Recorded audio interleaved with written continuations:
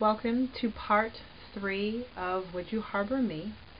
And the questions I have for you are, well, how do I get beyond the point where I feel threatened when somebody does ask me to consider issues, topics, lived realities that literally go against my comfort zone, my privileges, what I feel keeps me safe?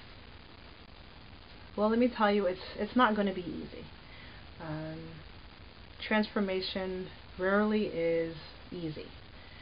And the mere fact that you are having struggles, the mere fact that you're questioning a lot of what you thought you understood about social justice is going to be challenged. It's going to be uncomfortable. And that's what transformation is all about. So remember, this is only coming from my personal experience. I cannot speak for everyone, but I do want to share with you what I do and have done when I feel like I'm being challenged, and when I feel suddenly the urge to put up the wall and say something unsympathetic like, well, your concern doesn't concern me. It's not relevant. That has nothing to do with freedom or social justice. Well, first, I actually tell myself to check my ego and listen to the person that has come to me, who has presented to me a valid concern, has presented to me that they're suffering and that they're in pain because they are marginalized in society, in their community, and I listen. I don't judge.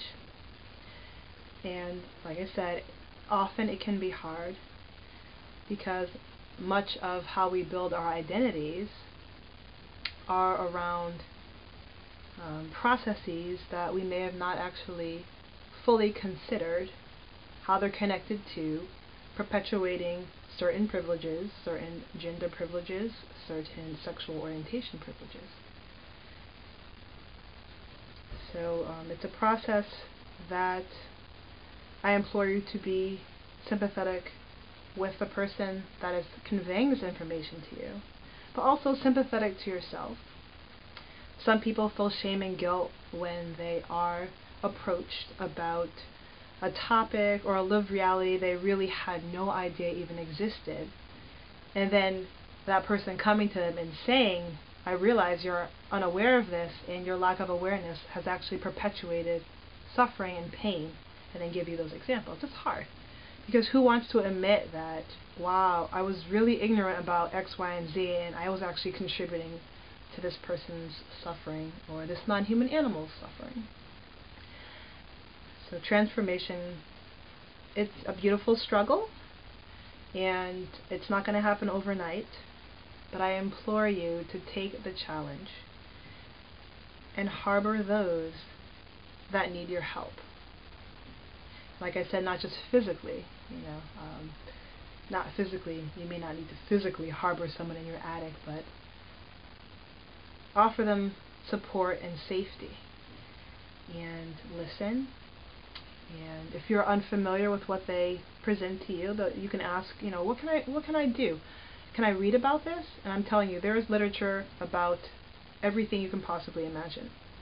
If you do not understand what white privilege and white racialized consciousness has to do with animal rights or veganism, you can email me personally, and I can provide you a beautiful reading list that is not judgmental and is not going to make you think that all white people are quote-unquote bad. If you are unfamiliar with heterosexism, homophobia, and transphobia, I can send you a reading list. I can send you URLs that will help you make that transition to becoming more sympathetic and looking at the intersections of oppression that you're dealing with your social justice initiatives and people who identify as transgender or homosexual or bisexual or any of the sexual orientations or gender identifications that are not part of the norm. If you're somebody who does not see what non-human animal rights has to do with what you're doing in your human rights-oriented social justice work, I can send you a list, reading list or URL that can kind of get you started.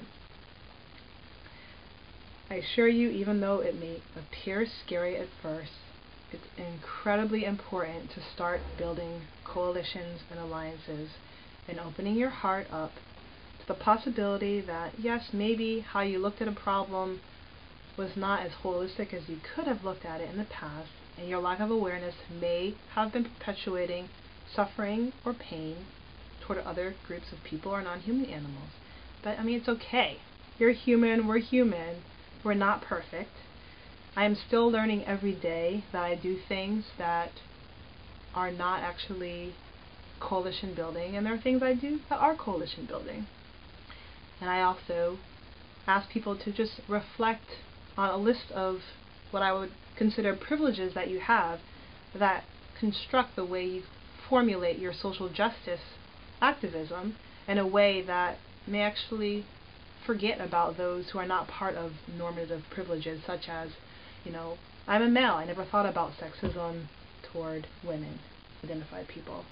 I speak English as the first language in America. I never thought about having English-speaking privilege, and that there are people in this country who don't speak English as a first language, and they're not looked upon as equals to me. I never thought about, oh yeah, I can walk around every day and I don't have mobility issues. I don't think about that there are people here in the United States that may use crutches or may use wheelchairs for mobility, And once again, this is not about guilt tripping. It's about opening your heart and really understanding